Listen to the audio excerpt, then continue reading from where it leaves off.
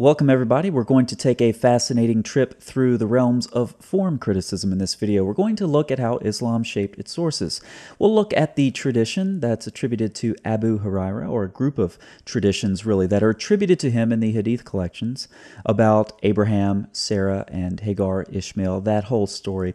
We're going to look at the pre-Islamic form of it and then the post-Islamic form of it. We're going to see what Islam had to add or change to this tradition in order to make it acceptable to its own ideology. Now let's start with just a very quick review. Of course, Jews are attested in Arabia as early as the 1st century, and Christians escaped to Arabia as well. Both Jews and Christians in part would come to Arabia to escape Roman persecution, for example.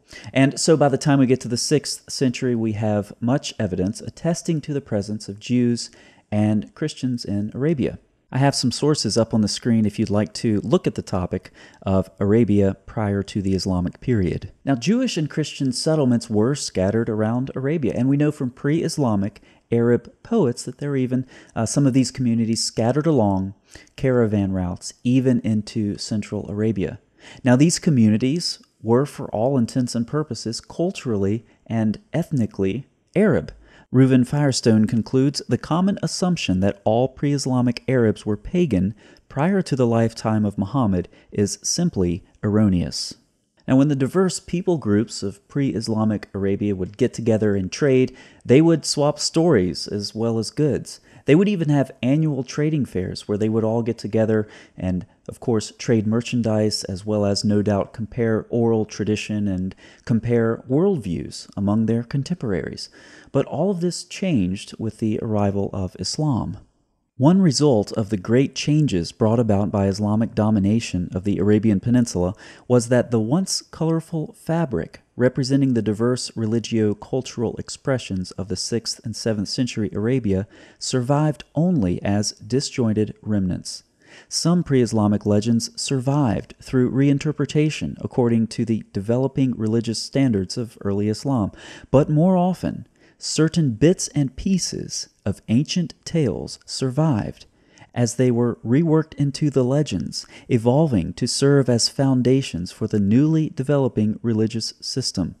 One such source containing material bearing strong similarities to Biblicist and indigenous pre-Islamic tradition is the revelation known as the Qur'an. Now, it's interesting to note that the early Muslims actually looked to this material in order to help understand the Quran. They looked at this pre-Islamic tradition, whether it's Christian, Jewish, or otherwise. And the reason that they needed this supporting information to understand the Quran, well, that's quite apparent.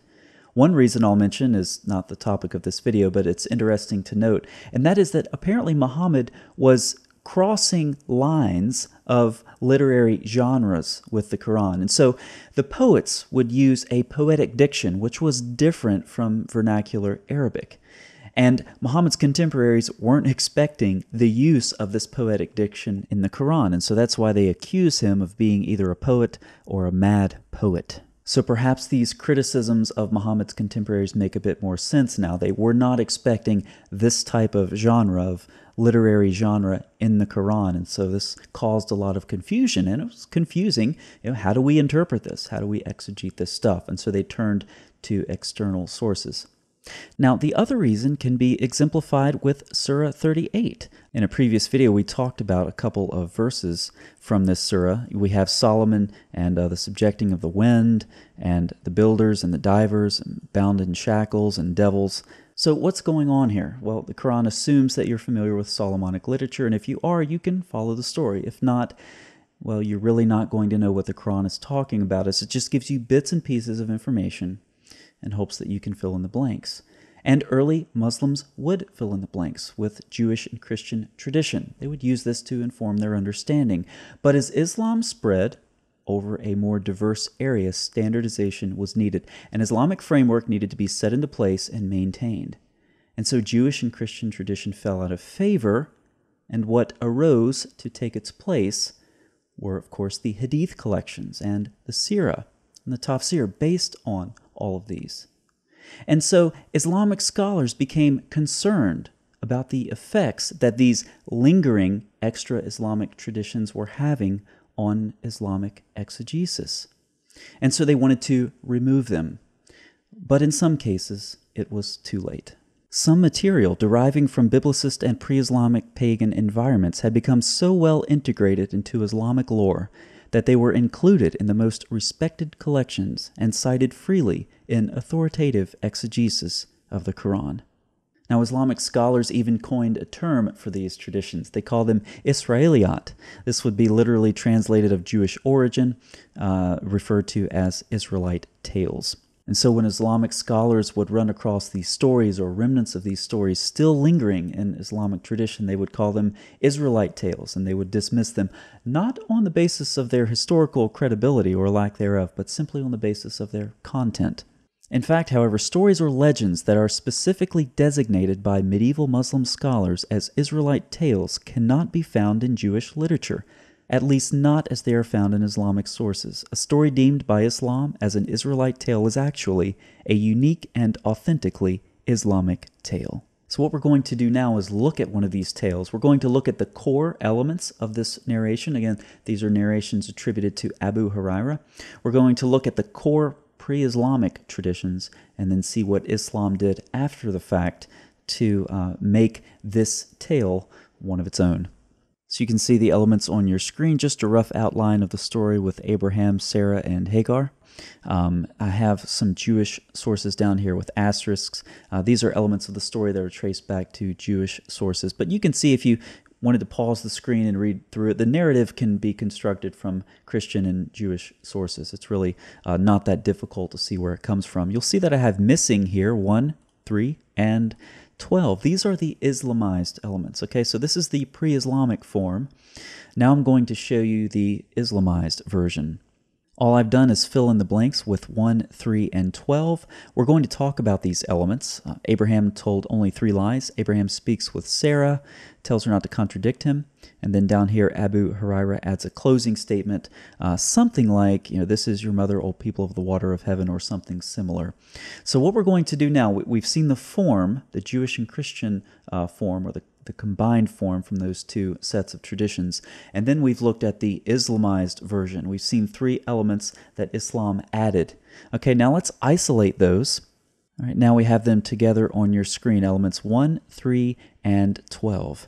Now let's look at these 3 elements and see specifically why they're added and why they help and how they help shape this narrative to something that's acceptable within Islamic ideology. Element number 1, Abraham told only 3 lies. Now this goes back to, you hear Muslims today calling Muhammad the holy prophet, and they refuse to believe that he committed any sin. This is the doctrine of the infallibility of the prophets, and this arose very early in Islam. In some sects of Islam, it was on the rise even back in the 8th century. And so for a prophet to commit some sort of a sin, this is just unacceptable in Islamic exegesis from a very long time ago. So this has a lot of momentum, which is why you find Muslims resisting the fact that Muhammad was not actually infallible. But this is not a problem.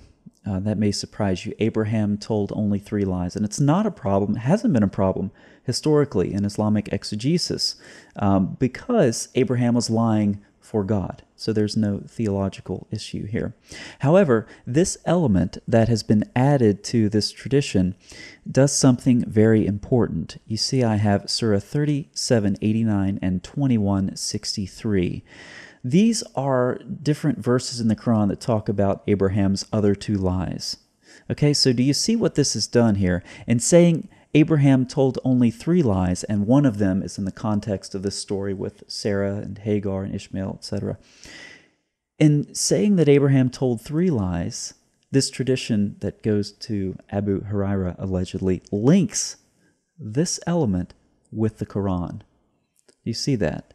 So you have this common theme of Abraham lying in this story with Sarah and Hagar, linked to Abraham lying in the Quran. So there's a conceptual parallel. And once again, it's not a problem with the doctrine of the infallibility of the prophets because Abraham was lying for God. So contrary to what you might think, inserting this element about Abraham lying actually serves a very important theological purpose for Muslims, and that is to connect Abraham to the Quran and connect this whole tradition to the Quran. Now, element number 3 is different. Abraham speaks with Sarah and tells her not to contradict him because she is his sister to God. 2, they are the only Muslims on earth, or both 1 and 2. So you can see that this element that's inserted into this tradition attributed to Abu Hurayra serves a very, very important purpose, and that is to uphold the character of Abraham. He didn't really marry his half-sister in Islamic exegesis. She was his sister to God, or they were the only Muslims on earth. Now, this last element, Abu Hurayra used to say, "This is your mother, O people of the water of heaven." This varies a bit. I have a couple of citations if you'd like to look at that. But what this final element by Abu Hurayra does, of course, is very obvious. It connects the genealogy, right? Hagar is the mother of the Arabs, and so now we have the genealogy established from Muhammad back to Hagar and back to Abraham. Now, this did not exist in pre-Islamic times, this genealogical connection. The evidence can be found in Arabic genealogies which appear to connect the northern Arabs and the tribe of Muhammad to Hagar and Ishmael only in late, that is, Islamic texts. Pre-Islamic pagan Arab genealogies appear to have no awareness or concern for the connection. Not only is this genealogical connection something that's not attested to in pre-Islamic Arabia, it was developed in very vivid ways. It was said the king had a daughter of extreme goodness and beauty. I have Genesis 12:11 referenced here because this is where Sarah is described as being very beautiful. And likewise, of course, Muslims can't have Sarah looking better than Hagar, so Hagar is described as being beautiful as well. And she's the daughter of the king, right? And Gabriel came to Abraham and gave him the good news that God would provide him with a child through Hagar, a son through whom would appear a prophet by the name of Muhammad, the seal of the prophets. Now, catch this vivid description. When Hagar gave birth to Ishmael, his face shone like the moon with the light of our prophet Muhammad. So these Islamic elements that were later added serve 3 very important functions. The first is to connect them to the Qur'an. The second is to connect Muhammad genealogically back to Ishmael, Hagar, and of course eventually Abraham. And the third is to clean up the issue of Abraham's marriage to his half-sister, which offended Islamic sensibilities because of their doctrine of the infallibility of the prophets. Now at this point, Reuven Firestone raises an interesting question. Why is this clearly foreign legend found in important religious and historical works of Islam, particularly in light of the fact that its story is not specifically mentioned or even directly alluded to in the Qur'an? Now, Firestone then goes on to posit 2 reasons for this. Once the genealogical connection with Hagar was established in the Islamic period, the Abu Hurayra version became an authoritative vehicle for establishing the origin of the matriarch of the northern Arabs. Further, the second reason is that the story was simply a good source for much-needed information about Abraham, the first Muslim.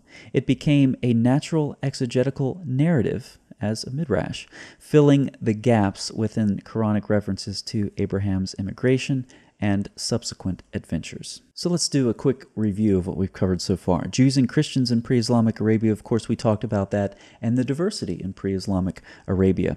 We talked about how early Muslims benefited from this diversity and that they would use some of these traditions to help inform their understanding of the Quran. And this Jewish and Christian tradition was initially welcomed, but later rejected.